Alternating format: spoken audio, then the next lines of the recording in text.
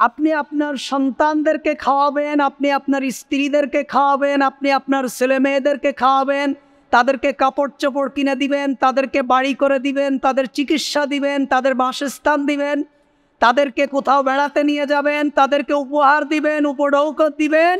আল্লাহ রসুল সাল্লাল্লাহু আলাইহি ওয়াসাল্লাম বলছেন, হাযা সাদাকা, এই টাকাটা অন্য জায়গায় খরচ করলে যে পরিমাণ সওয়াব হতো, পরিবারের পিছনে খরচ করার দ্বারাও আল্লাহ সুবহানাহু ওয়া তাআলা আপনাকে সেই পরিমাণ সওয়াব দান করবেন। সুবহানাল্লাহ। মান যাল্লাযী ইউকরিদুল্লাহ কারদান হাসানা, গতকালকে তাফসীর করেছি। মান যাল্লাযী ইউকরিদুল্লাহ কারদান হাসানা, সূরা হাদীদ। কে আল্লাহকে উত্তম ঋণ দেবে? এই আল্লাহকে উত্তম ঋণ দেওয়ার অর্থ হলো প্রত্যেকটি কল্যাণ কাজে ব্যয় করা। এটাই হলো আল্লাহ সুবহানাহু ওয়া তাআলাকে উত্তম ঋণ দেওয়া, প্রত্যেকটি কল্যাণ কাজে ব্যয় করা। পরিবারের পিছনে, দরিদ্রের পিছনে, ইসলাম প্রতিষ্ঠার পিছনে, তারপরে হলো মসজিদ মাদ্রাসার পিছনে, ফকির মিসকিনের পিছনে, অসহায় মানুষের পিছনে, ইসলামী রাষ্ট্র পরিচালনার ক্ষেত্রে যে কোনো কল্যাণ কাজে মান যাল্লাযী ইউকরিদুল্লাহ কারদান হাসানা। এই আয়াতের তাফসীরে আবু সাঈদ খুদরি রাদিয়াল্লাহু তাআলা আনহু বলছেন, এই আয়াত যখন অবতীর্ণ হলো, আবু দারদা রাদিয়াল্লাহু তাআলা আনহু আল্লাহ রসুলকে বললেন, ইয়া রাসূলুল্লাহ সাল্লাল্লাহু আলাইহি ওয়াসাল্লাম, আল্লাহ কি আমাদের কাছে ঋণ চেয়েছেন? আল্লাহ কি আমাদের কাছে কিছু চেয়েছেন? আল্লাহ রসুল বলছেন, হ্যাঁ, আল্লাহ বলেছেন মান যাল্লাযী ইউকরিদুল্লাহ কারদান হাসানা, কে আল্লাহকে উত্তম ঋণ দেবে? আবু দারদা রাদিয়াল্লাহু তাআলা আনহু বললেন, ইয়া রাসূলুল্লাহ সাল্লাল্লাহু আলাইহি ওয়াসাল্লাম, আপনার হাতখানা বাড়িয়ে দিন। আল্লাহ রসুল সাল্লাল্লাহু আলাইহি ওয়াসাল্লাম হাতখানা বাড়িয়ে দিলেন। আবু দারদা রাদিয়াল্লাহু তাআলা আনহু বললেন, ইয়া রাসূলুল্লাহ সাল্লাল্লাহু আলাইহি ওয়াসাল্লাম, মদিনায় যে আমার একটি বিরাট খেজুরের বাগান আছে, ওই বাগানটি আমি আল্লাহকে দিয়ে দিলাম। সুবহানাল্লাহ। সেই বাগানে তৎকালীন সময় 600 খেজুর গাছ ছিল, 600 খেজুর গাছ। বাগানটা দিয়ে বাগানের ভিতরেই ছোট্ট একটা বাড়ি করে আবু দারদা রাদিয়াল্লাহু তাআলা আনহু থাকতেন। তিনি বাগানের ভিতরে গিয়ে, বাড়ির সামনে গিয়ে স্ত্রীকে ডাক দিয়ে বললেন, ও স্ত্রী, আমার বিবি, ঘর থেকে বের হয়ে আসো, সন্তান আদি সবাইকে নিয়ে ঘর থেকে বের হয়ে আসো, কারণ আমি আল্লাহর সাথে ব্যবসা করেছি, আমি এটা আল্লাহকে দিয়ে ঋণ হিসাবে দিয়ে দিয়েছি, এই বাগানটা, ঘর বাড়ি যা কিছু আছে সব আল্লাহকে দিয়ে দিয়েছি। স্ত্রী বললেন, তুমি আল্লাহর সাথে উত্তম ব্যবসায় করেছো। সুবহানাল্লাহ।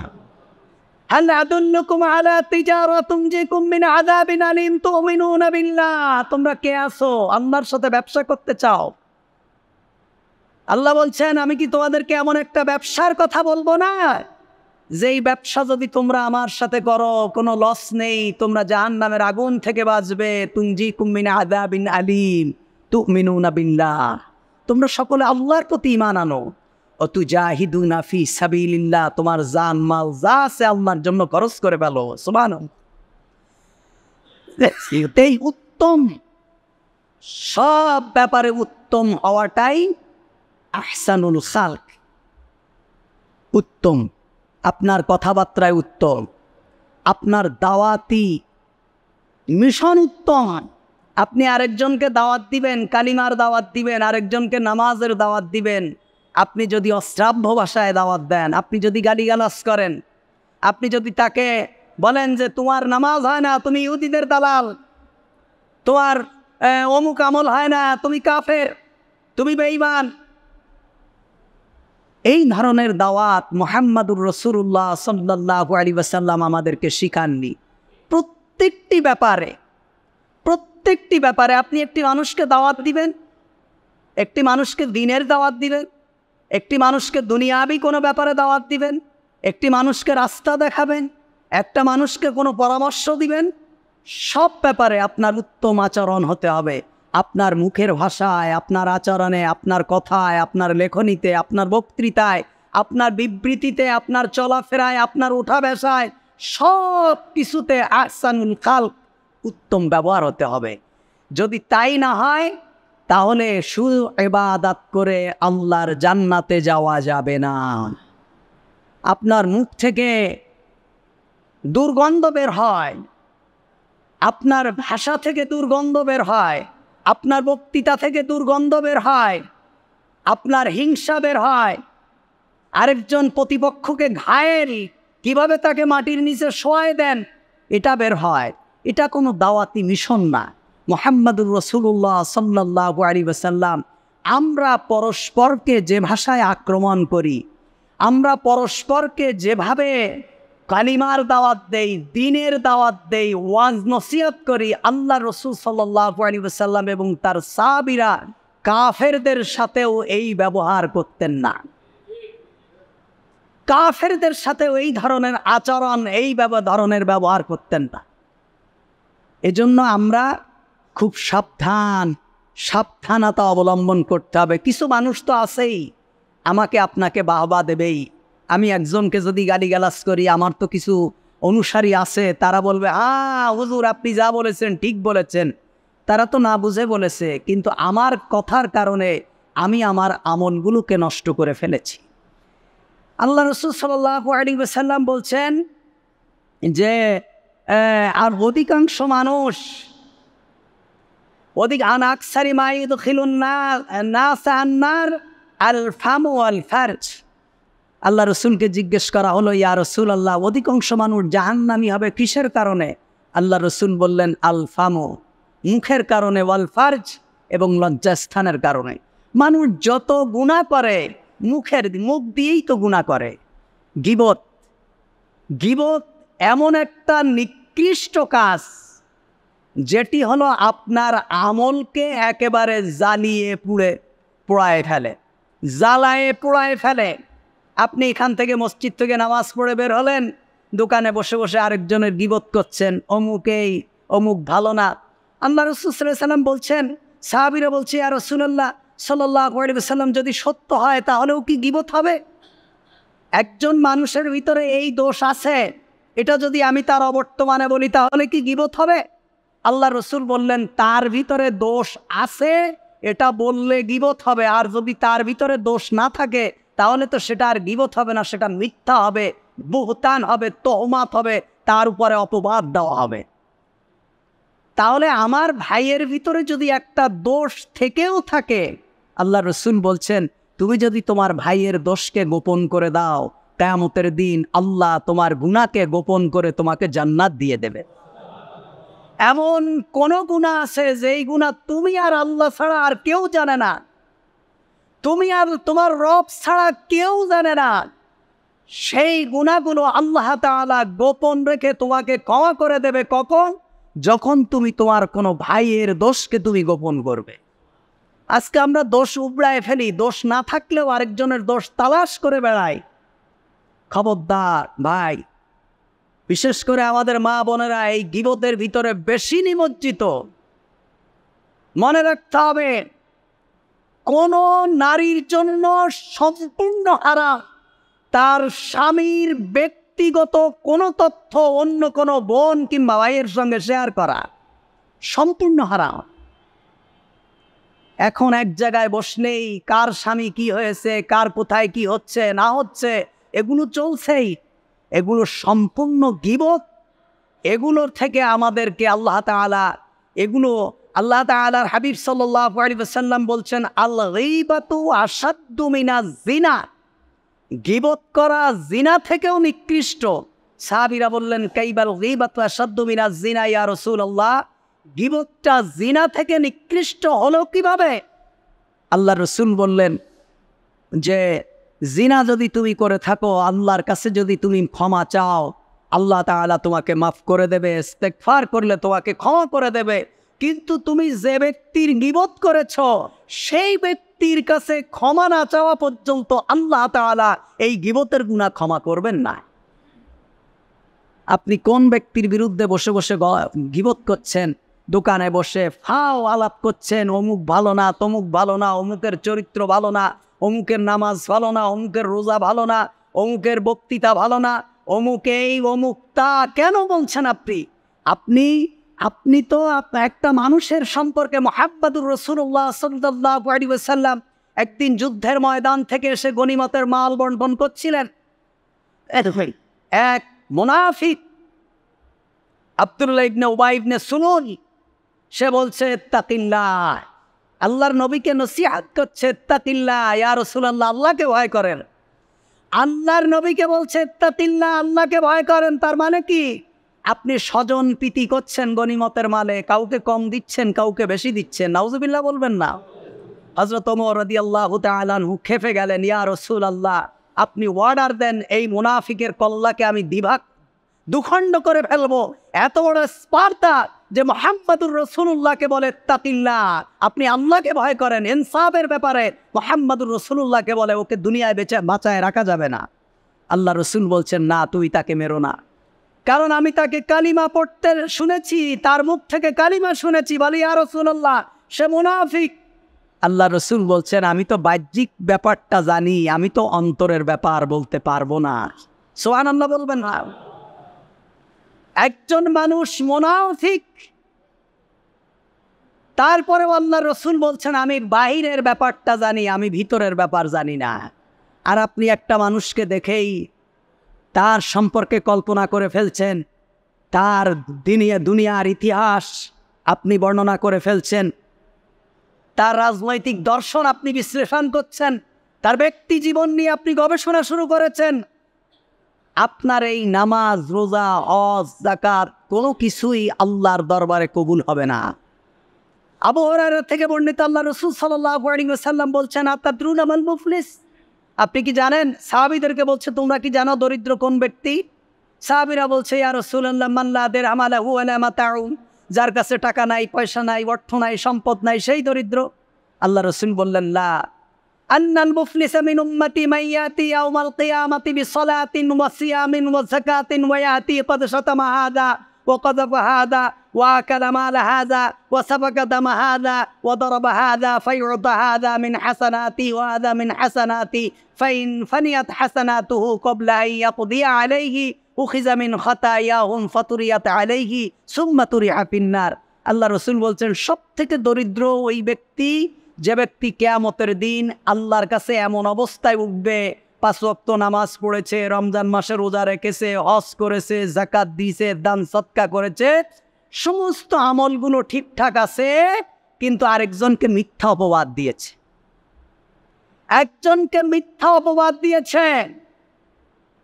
মাদ্রাসার ছাত্র দেখলে এত রাজাকার, এত জঙ্গি, মিথ্যা অপবাদ। একজন নারীকে দেখলেই এ মনে হয় খারাপ কাজ করে বেড়ায়, একজন পুরুষকে দেখলেই এ তো জীবনে নামাজই পড়ে না, মিথ্যা অপবাদ দিয়েছে। আরেকজনকে মেরেছে, আরেকজনের সম্পদ খেয়েছে, পরনিন্দা করেছে। আল্লাহ রসুল বলছেন, এই সমস্ত ব্যক্তিরা সমস্ত আমল নিয়ে আল্লাহর দরবারে ওঠা সত্ত্বেও কিয়ামতের দিন এই কাজগুলো করার কারণে তার সমস্ত আমল ওই ব্যক্তিকে দিয়ে দেওয়া লাগবে। বলছে, আমল দেওয়ার পরে যদি না হয়, তাহলে ওই ব্যক্তির গুনাহগুলো আল্লাহ তাআলা একে দিয়ে তাকে জান্নাত দিয়ে দেবেন। কি ভয়াবহ কথা! এজন্য আমাদের মুখকে আমরা হেফাজত করবো। আল্লাহ রসুল বলছেন, মুখের কারণে মানুষ জাহান্নামী হবে। আপনি যত মুখকে হেফাজত করতে পারবেন, যত কম কথা বলতে পারবেন, যত গীবত কম করতে পারবেন, অন্য সম্পর্কে শিকায়েত কম করতে পারবেন, আপনি আমলের দিক থেকে তত আপনি ভালো থাকবেন এবং তত বেশি আপনার অন্তরটা আল্লাহর প্রেমে উজ্জীবিত থাকবে। আল্লাহ রাসূল সাল্লাল্লাহু আলাইহি ওয়াসাল্লাম বলছেন, আরেকটি হলো লজ্জার স্থান। এই দুটোর কারণে মানুষ গুনাহের ভিতরে বেশি নিমজ্জিত হয়। আল্লাহ রাসূল সাল্লাল্লাহু আলাইহি ওয়াসাল্লাম বলছেন, সাল ইবনে সাআদ রাদিয়াল্লাহু তাআলা আনহুমা, মান ইয়াযমানু লি মা বাইনা লিহাইয়াতি ওয়া মা বাইনা রিজলাইহি আযমানু লাহুল জান্নাহ। আল্লাহ রাসূল বলছেন, যদি তোমরা দুইটা জিনিসের দায়িত্ব নিতে পারো, আমি মুহাম্মাদুর রাসূলুল্লাহ সাল্লাল্লাহু আলাইহি ওয়াসাল্লাম তোমাদের জান্নাতের দায়িত্ব নেব। একটা হলো জিহ্বা। তোমাদের জিহ্বার কন্ট্রোল যদি তোমরা করতে পারো, তাহলে আমি মুহাম্মাদুর রাসূলুল্লাহ তোমাদের জান্নাতের দায়িত্ব নেব। সুবহানাল্লাহ। এজন্য ভাইরা আমার, আমাদের জিহ্বাটাকে আমরা কন্ট্রোল করব। আমরা বেফায়সা কথাবার্তা বলবো না, মানুষকে গালিগালাজ করব না, মানে মানুষের সাথে দুর্ব্যবহার করব না, আমাদের অধীনস্থদের সঙ্গে আমরা ভালো ব্যবহার করব। আল্লাহ রাসূল সাল্লাল্লাহু আলাইহি ওয়াসাল্লাম বলেছেন যে বিদায় হাজার ভাষণে আল্লাহ রাসূল সাল্লাল্লাহু আলাইহি ওয়াসাল্লাম বলেছেন, খবরদার তোমাদের অধীনস্থ যারা আছে, তোমাদের আন্ডারে যারা চাকরি করে, খবরদার তাদের সঙ্গে দুর্ব্যবহার করবে না। তোমরা যা খাবে তাদেরকেও তাই খাওয়াবে, তোমরা যা পড়বে তাদেরকেও তাই পড়াবে, তাদের সঙ্গে কখনো দাস দাসীর মতো আচরণ করবে না। এজন্য ভাইরা আমার, আমাদের মুখ আমরা যদি হেফাজত করতে না পারি তাহলে শুধু ইবাদত করে জান্নাতে যাওয়া যাবে না। একজন নারী সম্পর্কে মুহাম্মদুর রাসূলুল্লাহ সাল্লাল্লাহু আলাইহি ওয়াসাল্লামকে বলা হলো, ইয়া রাসূলুল্লাহ সাল্লাল্লাহু আলাইহি ওয়াসাল্লাম, এখানে একজন নারী আছে যে নারী 5 ওয়াক্ত সালাত আদায় করে, রমজান মাসে রোজা রাখে এবং সে ব্যক্তি প্রচুর পরিমাণ নফল ইবাদত করে, কিন্তু তার মুখের ভাষা ঠিক নেই। সে গালিগালাজ করে, মানুষের সাথে দুর্ব্যবহার করে, প্রতিবেশীর সাথে দুর্ব্যবহার করে। আল্লাহ রাসূল সাল্লাল্লাহু আলাইহি ওয়াসাল্লাম বললেন সে ব্যক্তি জাহান্নামী। আরেকজন নারী সম্পর্কে আল্লাহ রাসূল সাল্লাল্লাহু আলাইহি ওয়াসাল্লামকে বলা হলো, ইয়া রাসূলুল্লাহ সাল্লাল্লাহু আলাইহি ওয়াসাল্লাম, ওই নারীটা নামাজ কালাম কম পড়ে, বেশি নফল ইবাদত করতে পারে না, কোনো রকম ফরজটা আদায় করে, কিন্তু সে ব্যক্তি মানুষের সাথে দুর্ব্যবহার করে না, মানুষের সাথে সুন্দর আচরণ করে, সুন্দর ব্যবহার করে, তার ব্যবহারে প্রতিবেশীরা কষ্ট পায় না, তার ব্যবহারে কেউ কোনো ব্যক্তি দুঃখ পায় না। আল্লাহ রাসূল সাল্লাল্লাহু আলাইহি ওয়াসাল্লাম বললেন ওই নারী জান্নাতি। সুবহানাল্লাহ। তার মানে কি? তার মানে হলো অনেক ইবাদত করেও আপনার মুখের ভাষা যদি ঠিক না থাকে, অনেক বড় মুফাসসির আপনি অনেক বড় মুহাদ্দিস, কিন্তু আপনি স্টেজে যখন ওঠেন তখন প্রতিপক্ষকে গাইল করার জন্য অশ্রাব্য ভাষায় গালিগালাজ করেন, যা ইচ্ছা তাই বলে ফেলেন, আপনার মুখে যা আসে তাই বলেন, এটা কোনো মুমিনের কাজ না। এবং আপনার এই বড় ইলম এবং আপনার বড় পদবী আল্লাহ রাসূল সাল্লাল্লাহু আলাইহি ওয়াসাল্লামের কথা অনুযায়ী আপনাকে জান্নাত নিতে পারবে না। আপনাকে মনে রাখতে হবে, আমাদের রাজনৈতিক প্রতিপক্ষ থাকবে, আমাদের ধর্মীয় ইখতিলাফ থাকবে, আমাদের ভাষার ইখতিলাফ থাকবে, এটা আল্লাহ সুবহানাহু ওয়া তাআলা তৈরি করে দিয়েছেন। এজন্য কাউকে কষ্ট দেওয়া কিংবা কাউকে ঘায়েল করার জন্য কিংবা কাউকে একেবারেই হেয় করে দেওয়ার জন্য আপনি যে কোনো ভাষা, যে কোনো কথা আপনি বলতে পারেন না। মুহাম্মদুর রাসূলুল্লাহ সাল্লাল্লাহু আলাইহি ওয়াসাল্লাম আমাদেরকে তা শিখাননি। আমি গত সপ্তাহে খুতবা দিচ্ছিলাম, কিছু ব্যাপার অনেকেই হয়তো কম বেশি আপনারা সমালোচনায়ও করেছেন, আমার কানেও এমন কিছু শব্দ এসেছে। আমি আপনাদেরকে শরিয়াত শুনাইছি। শরিয়াত কি শুনাইছি? যে শ্বশুর শাশুড়িকে খেদমত করা স্ত্রীর জন্য ওয়াজিব নয়। আমি আপনাদেরকে শরিয়াত শুনিয়েছি, এটা ওয়াজিব নয়।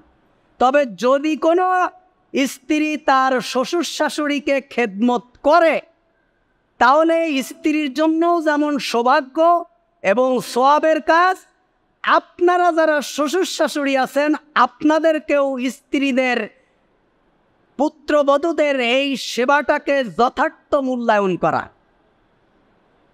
আপনার সেবার কোনো প্রকার ত্রুটি হলো আপনি পুত্রবধূর বিরুদ্ধে কথা বানায় শ্বশুরের বাবাই ছেলের কাছে বলবেন, এতে বলার কারণে সামাজিক বিশৃঙ্খলা দেখা দেয় এবং নারী নির্যাতনের যে অবস্থাটা এর থেকেই সূত্রপাত ঘটে। আমি আপনাদেরকে শরিয়াত শুনাইছি, এটা ওয়াজিব নয়। তবে নারীর সৌভাগ্যের বিষয় যে তার শ্বশুর শাশুড়িকে খেদমত করবে। তার স্বামীর পিতামাতাকে খেদমত করার দ্বারা যদি স্বামী খুশি হয়, তাহলে আল্লাহ সুবহানাহু ওয়া তাআলাও সেই পুত্রবধূর উপরে খুশি হয়ে যাবে। সুবহানাল্লাহ। কিন্তু যদি কোনো পুত্রবধূ শ্বশুরকে খেদমত না করে, আপনি জোর করে তাকে দাসীর মতো খেদমত করতে বাধ্য করতে পারবেন না। এটা ওয়াজিব নয়, শরিয়াত নয়, এটা আমি আপনাদেরকে বলছি।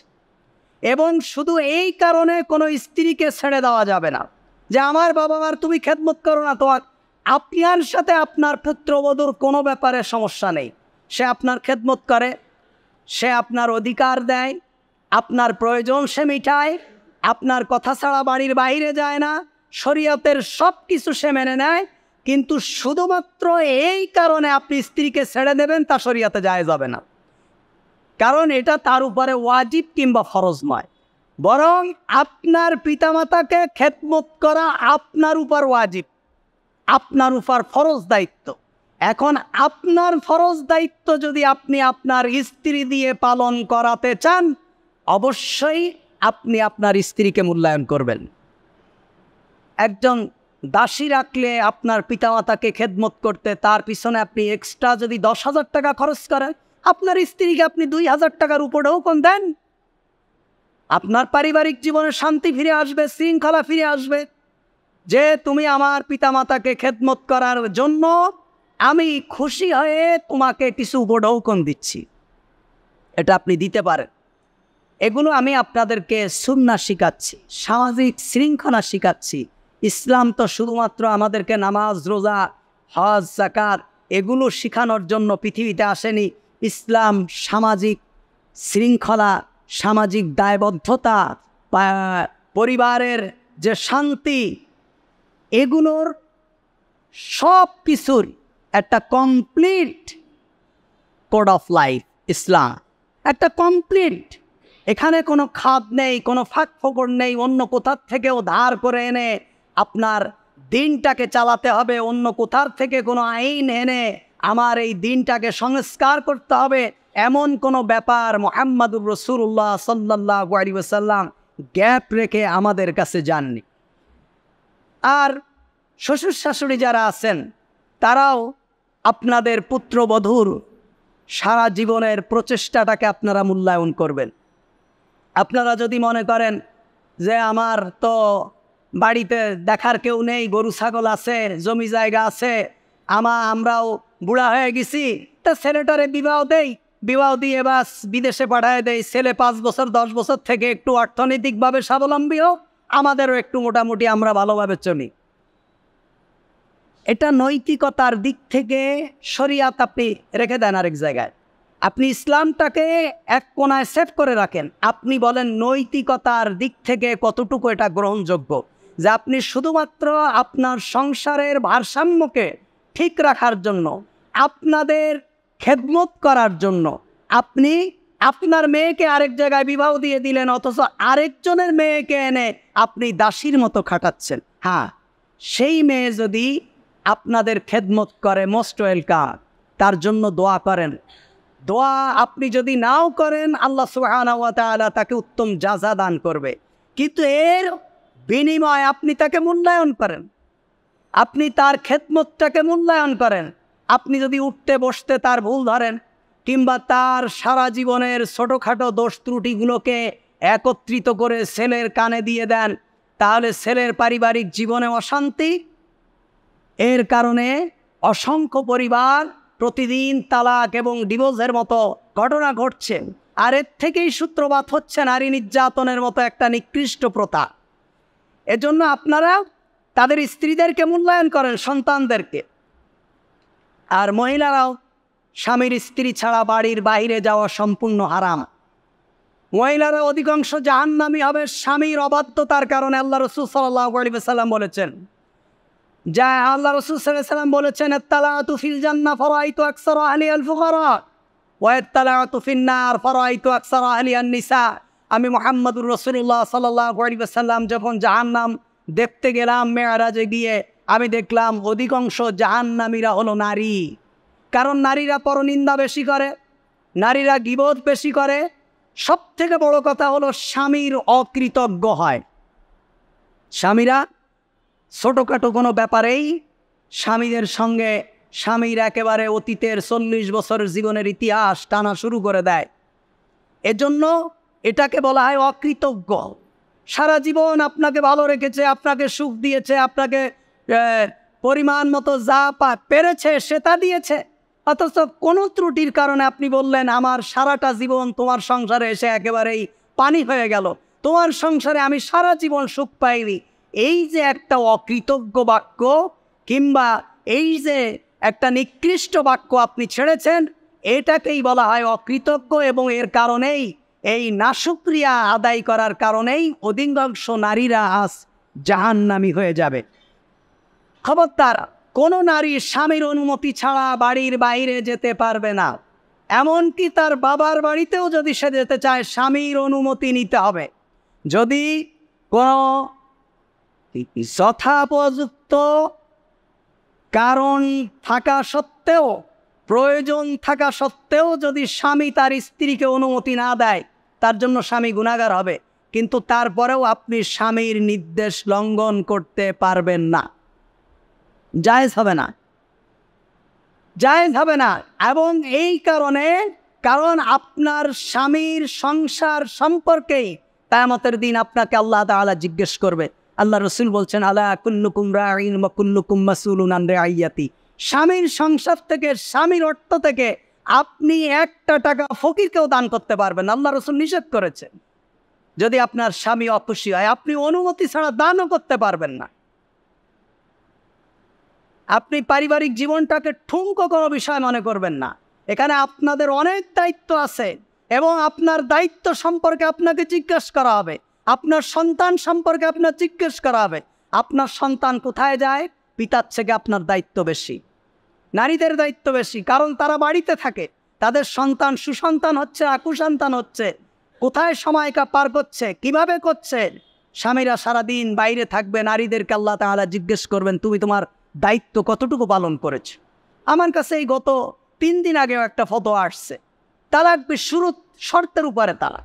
বলছে তুমি যদি এই কাজ করো, যতবার করবা ততবার তালাক। বউ শুধু স্বামীর উদাহরণ দেয়, আমার কাছে লিখিত ফতোয়া দিয়েছে 4-5 পেজ, যে কিছু হলেই বউ বলে তোমাকে বিয়ে না করে অমুককে করলে ভালো হতো, অমুক আরও ভালো। মেয়েদের এই একটা অভ্যাস আছে, তোমাকে না করে অমুককে করলে ভালো হতো। এই কথাটা সম্পূর্ণ হারাম, আল্লাহর সিদ্ধান্তের বাইরে আপনি কথা বলছেন। আর আপনার বিবাহ যখন হয়েই গিয়েছে, অন্য কোনো পুরুষের নাম মুখে নেওয়া সম্পূর্ণ ব্যভিচার, গুনার কাজ, চিন্তা করাও গুনাহ। এখন স্বামী তো এই কথা বলে দিয়েছে যে তুমি যদি, ছেলেও খুব পরহেজগার, মেয়েও পরহেজগার, তার শ্বশুরও পরহেজগার, সবাই আমার পরিচিত। এই আসছে যে বলছে তুমি যতবার এই কথা বলবা ততবার তালাক। স্ত্রী একবার বলেছে, তালাক একটা হয়ে গেছে। কিছুদিন পর আবার ওই কোনো ব্যাপারে মনোমালিন্য হয়েছে, বলছে তোমাকে বিয়ে না করে অমুক তোমার থেকে ভালো, অমুক তোমার থেকে ভালো। তা স্বামী তো আগেই বলেছে যে যদি তুমি যদি এই ধরনের কথা যতবার বলবা ততবার তালাক। 2 বার বলা হয়ে গেছে। এখন আমার কাছে আসছে, হুজুর এইটা থেকে ফিরানোর, আর আজকে সকালেও ফোন দিয়েছে, ফিরে আসার কোনো লাইন আছে কিনা, কারণ আর একবার বললে তো 3 তালাক হয়েই যাবে। কারণ স্বামী তো বলেই দিয়েছে যতবার করবা ততবার তালাক। আমরা বিবাহ সাথীটা কি ঠুনকো মনে করি? এত সহজ না। চার দোকানে বসে আছি, আমি বললাম যে আপনার মেয়েটা আমি বিবাহ করব। আপনি বললেন যে আমি তোরে দিয়ে দিলাম। চার দোকানে আরও 2-4 জন মানুষ ছিল, XYZ, আপনিও তাদের জীবনে দেখেননি, তারাও আপনাকে দেখেনি, বিবাহ হয়ে গেছে। অথবা স্কুলে, কলেজে, ইউনিভার্সিটিতে, রাস্তাঘাটে, বাসে, পার্কে, কোথাও আপনি আপনার গার্লফ্রেন্ডের সাথে কথা বলছেন, বললেন যে তোরে তো আমি বিয়ে করতে চাই, তা আমি তোমার সাথে কবুল। ব্যাস এতটুকু কথা বলার পরে পার্কে আরও লোকজন ছিল, 2 জন, মাত্র 2 জন ছিল, বেশি থাকলে তো হবেই, বাস বিবাহ হয়ে গেছে। আপনি এই মেয়েকে আর অন্য কোথাও বিয়ে দেবেন কিভাবে? কারণ সে তো আরেকজনের স্ত্রী। তা বললেন হুজুর মহারানা ধার্য করেনি, এর জন্য মুহাম্মদুর রাসূলুল্লাহ বলেছেন যদি কোনো বিয়েতে মহারানা বিবাহের মজলিসে উল্লেখ করা না হয়, বিবাহ হয়ে যাবে, একে বলা হয় মহরে মেসাল। অর্থাৎ এই মেয়ের মা বাপ, 14 গোষ্ঠী, বোন যেই পরিমাণ মোহর দিয়েছে স্বামীকে ওই পরিমাণ দিতে হবে। ওর বোনের যদি 20,000 টাকা মহারানা ধার্য হয়ে থাকে, এর অটোমেটিক 20,000 টাকা দিয়ে দিতে হবে। একে বলা হয় মহরে মেসাল, অতীতের তুলনা অনুযায়ী মোহর। এমন হাজার হাজার বিয়ে হচ্ছে, আমাদের খেয়াল নেই, মনে করেন ঠুনকো ব্যাপার। আল্লাহ রসুল বলছেন 3টা ব্যাপার এমন আছে যেটা মুখ থেকে বের হলেই কার্যকর হয়ে যায়। একটা হলো বিবাহ, এভাবে মস্কারির ছলে বলবেন বিবাহ হয়ে গেছে। আপনি তো বলবেন খুতবা পড়া হয়নি, বিয়েতে খুতবা পড়া লাগে না, শুধু 2 জনের মতামত আর 2 জন শুনবে, বাস হয়ে গেছে। আর একটা হলো তালাক। অধিকাংশ তালাকের মাসালা যখন আমাদের কাছে আসে বলে হুজুর আমরা আগের মাথায় দিছি, তবে তালাক তোর আগের মাথায় দেয়, তালাক কি কেউ ভালোবেসে দেয় নাকি? তালাক তোর আগের মাথায় দেয়। তুমি রাত কন্ট্রোল করতে পারো না, তুমি মাসলা জানো না, তুমি প্রসাব করার জায়গার রাখতে হয় এটা না জেনে দর্জি হতে বলছে কে তোমারে? তুমি তো প্যান্ট বানানোর আগে তোমার শেখার দরকার ছিল প্যান্টের সেন্টটা কোন জায়গায় থাকতে হয়। এজন্য এইগুলো কোনো ঠুনকো ব্যাপার না। বিবাহ শাদী তালাক, বহু পরিবার আছে ব্যভিচার করে বেড়াচ্ছে, কোনো খোঁজ নেই। তালাক দিয়েছে, এখন মায়া মহব্বত এসে গেছে, আরে বউ যদি না থাকে তাহলে আমার সামাজিক অবস্থা কি হবে, আমার ছেলে মেয়ের কি হবে, এর মাসালাও নেয়নি, কোনো কিছুও নেয়নি, ব্যাস হয়ে গেছে। আরেকটা প্রথা আমাদের সমাজে চালু আছে, বলে হেল্লা বিয়ে। কি হেল্লা বিয়ে? ভাই তো রাগ করে তালাক দিয়ে দিয়েছে, চাচারে বলছে চাচা এক রাতের জন্য তুমি বিয়ে করো, বিয়ে করেই তুমি আবার ছেড়ে দেওয়া। হারাম, হবে না, হবে না। হেল্লা বিয়ে আল্লাহ রসুল বলছেন যে হেল্লা দেয় এবং যে হেল্লা নেয় উভয়ের প্রতি আল্লাহ লানত। হেল্লা বিয়া মানে কন্টাকে বিয়া, এগুলো সম্পূর্ণ হারাম। শরীয়তটা এক ঠুনকো ব্যাপার মনে করবেন না। এজন্য ভাইরা আমার, সামাজিক শৃঙ্খলা এটা মিডিয়ার মাধ্যমে ফিরানো সম্ভব না, বরং মিডিয়া প্রযুক্তি আজকে আমাদের সমাজটাকে ধ্বংস করেছে, এটা অবিশ্বাস করার কোনো কারণ নেই। সুতরাং আপনারা নারী নির্যাতন বলেন, যাই বলেন, এগুলো পেপার পত্রিকা আর ওই ইলেকট্রনিক্স মিডিয়ার ভিতরে প্রচার করলে এগুলো কখনো সমাধান হবে না।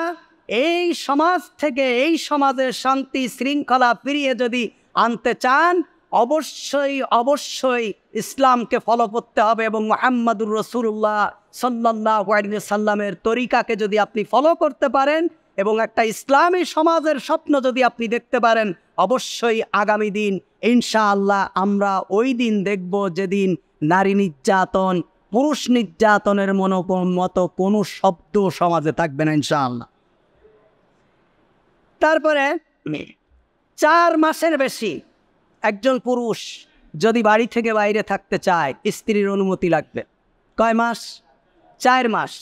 আপনি তো আপনার ছেলেরে বিয়ে দিচ্ছেন, বিয়ে দিয়ে বউরে রেখে দিয়েছেন আপনার দাসী বানানোর জন্য, আর ছেলেরে পাঠাই দিয়েছেন বিদেশে। ছেলে 1 বছর, 2 বছর, 3 বছর, 4 বছর, 1 যুগ হয়ে গেছে, পেটে বাচ্চা রেখে গেছে, বিদেশে বসে ছেলের বিয়ে অনুষ্ঠান দেখে টেলিফোনে, আছে না নেই? কি করলেন আপনি? আপনি নিয়মিত একটা মেয়ের উপরে নির্যাতন করলেন, আপনি তার মানসিক নির্যাতন করেছেন, তার চিন্তা চেতনা, তার জীবনটাকে আপনি ধ্বংস করে দিয়েছেন। আপনি একজন দাসীকে গোলাম হিসাবে রেখেছেন।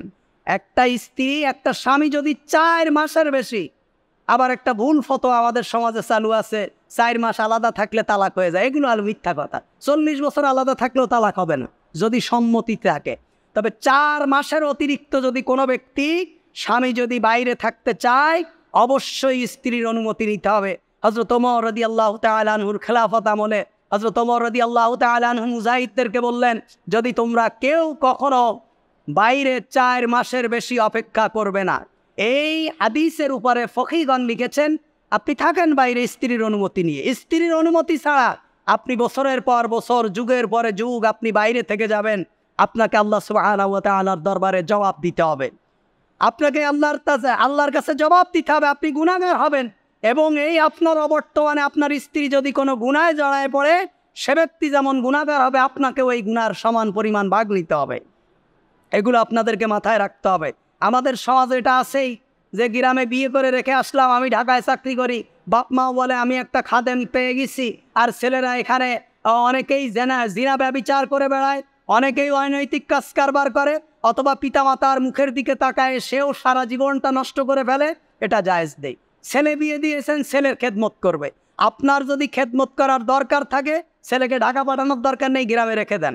অথবা আপনি ঢাকায় চলে আসেন, আপনার খেদমত করার জন্য আপনি পুত্রবধূ আনবেন, এটা তো হয় না, এটা তো শরীয়ত না। আমি আপনাদেরকে শরীয়ত বলছি, আপনারা আমার বিরুদ্ধে 4 দোকানে আমার একেবারে উল্টায় ফেলেন, আমার কিচ্ছু যায় আসে না। আমি আল্লাহর কসম করে বলছি, প্রত্যেকটা কথা আমি দায়িত্ব নিয়ে বলেছি। আমি জানি আমার এখান থেকে যে কথাগুলো বের হয়, এই কথাগুলো আবার আশেপাশের মসজিদের ইমাম সাহেবদের কাছে গিয়ে বলা হয় যে কথাগুলো ঠিক আছে কিনা। আমি এই কথা আমার কানেও আসে, আসুক, আমি দায়িত্ব নিয়ে বলছি, আমার প্রত্যেকটা কথা ইন্টারনেটে যায়, আপনারা শোনেন। আমি শরিয়াত বলছি, এটা অবশ্যই আপনার জন্য জায়েজ হবে না। 2 নম্বর কথা হলো, আজ অনেক পুরুষরা নির্যাতনের শিকার হয়, এটা অস্বীকার করার কোনো কারণ নেই। পুরুষরা নির্যাতনের শিকার হয়, পুরুষ নির্যাতনের কোনো আইন নেই। এই পর্যন্ত প্রেস ক্লাবের সামনে সহ বাংলাদেশে বহু জায়গায় এই নিয়ে মানববন্ধন, প্রতিবেদন, সভা সমাবেশ হয়েছে যে পুরুষ নির্যাতনের আইন চাই। আমি চিন্তা করলাম, পুরুষ নির্যাতনের আইন কেন নেই এবং আইন কেন করা হয়নি? করা না হওয়ার কারণ হলো, পুরুষ নির্যাতন হয় অনেকাংশেই পুরুষের কারণে। আপনারা বলবেন এইটা আবার কেমন?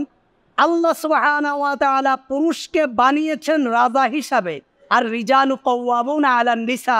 আল্লাহ তাআলা বলছেন, আমি পুরুষদেরকে মহিলার উপর নেতৃত্ব দিয়ে বানিয়েছি। আপনি যদি নেতৃত্বের আসন ছেড়ে দিয়ে সেই জায়গায় নারীকে বসিয়ে দেন, আপনি তো নির্যাতনের শিকার হবেনই। আপনি তো নির্যাতনের শিকার হবেন।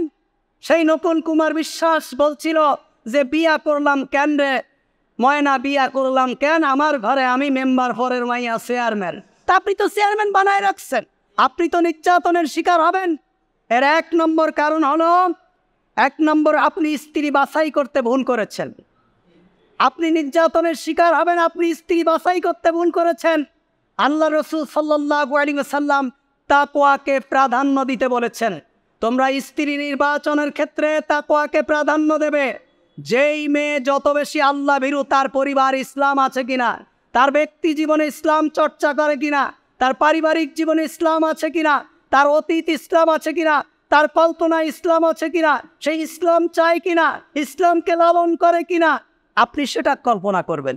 আপনি স্ত্রী নির্বাচনের ক্ষেত্রে আপনি এটার তোয়াক্কা করেননি, আপনি তোয়াক্কা করেছেন মালের, আপনি তোয়াক্কা করেছেন সামাজিকতার, আপনি তোয়াক্কা করেছেন দুনিয়াকে, আপনি ইসলামকে ফলো করেননি। এজন্যই আপনি নির্যাতনের শিকার হয়েছেন। 2 নম্বর কারণ হলো, আল্লাহ রাসূল সাল্লাল্লাহু আলাইহি ওয়াসাল্লাম তাকওয়াকে গুরুত্ব দিতে বলেছেন, আপনি আধুনিকতাকে গুরুত্ব দিয়েছেন। রাসূল করিম সাল্লাল্লাহু আলাইহি ওয়াসাল্লাম বংশমর্যাদাকে গুরুত্ব দিতে বলেছেন, আপনি বংশমর্যাদার কোনো বালাই আপনি দেখেননি। কে মুসি, কে তার অতীত কী ছিল, টোকাই ছিল না রংবাজ ছিল না পকেট মার ছিল, কী ছিল আপনি দেখেননি। আপনি দেখেছেন তার সম্পদ, আপনি দেখেছেন তার আধিপত্য, আপনি তার বংশমর্যাদা। আল্লাহ রাসূল বলছেন, তোমরা বংশমর্যাদা দেখো। বংশ মানুষের কথা বলে, বংশ মানুষকে তার সঠিক মূল্যায়ন করতে পারে। আপনি দেখেননি। আপনি স্ত্রী নির্বাচনের ক্ষেত্রেই আপনি প্রতিটা পদে পদে ভুল করেছেন, এ কারণেই আপনি নির্যাতনের শিকার হচ্ছেন। আরও অনেকগুলো কারণ, তার মধ্যে কারণ হলো, আপনি বিবাহ করার আগে আপনাকে মনে করতে হবে আপনি আপনার অবস্থান করে আপনি বিবাহ করবেন। লিমালিহা, আল্লাহ রাসূল বলছেন, সম্পদ দেখো। আপনি আপনার নেই চালচুলা, আপনি বিবাহ করছেন রাজার রানী, বিবাহ করার সময় বলছেন, আমার ছেলে তো বেকার, মাস্টার্স পাস করাইছি, অনেক ব্যাপার, আমার তো আসলে ছেলের তো কিছু করার নেই। ইশারা, আপনি তো কিছু বলতে পারছেন না সরাসরি। আপনি হুজুর মানুষ, নামাজ কালাম পড়েন, হাজী সাহেব মানুষ, আপনি ইশারা ইঙ্গিতে বলছেন। তার মানে আমার ছেলেকে কিছু ভিক্ষা দাও। ঘরের ঝাঁটা থেকে শুরু করে হাঁড়ি কুড়ি পাতিল সোফা আলমারি ডেস্ক থেকে শুরু করে একেবারে সব। গতবার দেখলাম কোরবানির পশু না দেওয়ার কারণে স্ত্রীর সঙ্গে তালাক।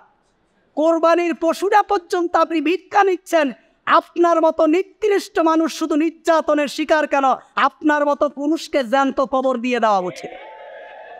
আল্লাহ রাসূল এই ধরনের পুরুষদেরকে বিবাহ করা নিষেধ করেছেন। আল্লাহ রাসূল বলছেন, ইয়া মাশারাস শাবাব মান ইসতাতা মিনকুমুল বাতা ফালিয়াতাযাওয়াজ। হে যুবকেরা, তোমরা বিবাহ করো তোমাদের যাদের সক্ষমতা আছে। আপনার কি সক্ষমতা আছে? রাত্রে শুধু ঘুমাবেন এই সক্ষমতা আছে? আরে এই সক্ষমতা তো কুত্তা বিড়ালেরও আছে। আপনি স্ত্রীদেরকে খেতে দিতে পারবেন না, আল্লাহ রাসূল বলছেন তুমি রোজা রাখো। ফামান লাম ইস্তাতি ফালাইহি বিসসাওম। তোমার যদি যোগ্যতা না থাকে, তুমি স্ত্রী চালাবে, পরিবার চালাবে, তাকে তার স্বাধীনভাবে চলতে সহযোগিতা করবে, তার ভরণ পোষণ দেবে, চিকিৎসা দেবে, বাসস্থান দেবে।